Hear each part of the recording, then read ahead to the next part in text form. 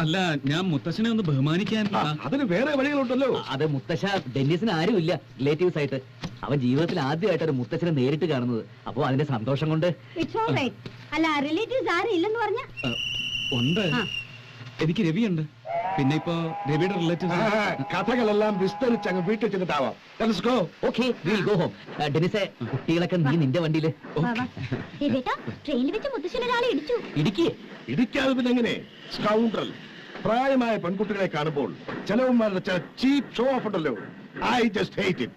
കൊടുത്തു മുഖം നോക്കി ഒരെണ്ണം. ഒരാളെ കൂടെ വിളിക്കണം, ഒത്തിരി ലഗേജ് ഉണ്ട്. ഡെന്നിസെ, നീ ഇതൊന്നും മാനേജ് ചെയ്തേക്കണേ. We'll go home. Let's go. സാറേ, ഇതൊന്ന് പിടിച്ചാ സാറേ. അതെ, ഇതും കൂടെ.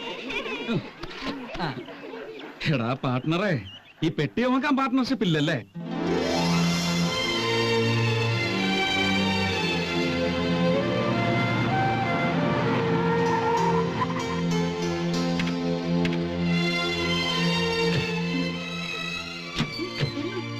Wonderful, really wonderful. Thank you. മുത്തശ്ശനത് ഇഷ്ടപ്പെടുന്നുള്ളത് എനിക്കറിയായിരുന്നു. ഇത്രയും മനോഹരമായ ഒരു ഫാം വാങ്ങിയിട്ട് ഇതുവരെ നീ എന്നെ ഇങ്ങോട്ട് ഇൻവൈറ്റ് ചെയ്യാത്തതിൽ എനിക്ക് അല്പം വിഷമമുണ്ട്. അത് ഈ ഫാം ഒന്ന് ഫുൾ സിംഗിളായി ഒന്ന് ഫ്ലറിഷ്ഡ് ആയിക്കോട്ടെ എന്ന് കരുതിട്ടാ. എങ്ങനെയുണ്ട്? നന്നായിട്ടുണ്ട്. നമ്മൾ പണ്ട് നൈനിറ്റാളില് താമസിച്ചില്ലേ ഒരു ക്യാമ്പ് ബംഗ്ലോ, അതുപോലെ ഉണ്ട്.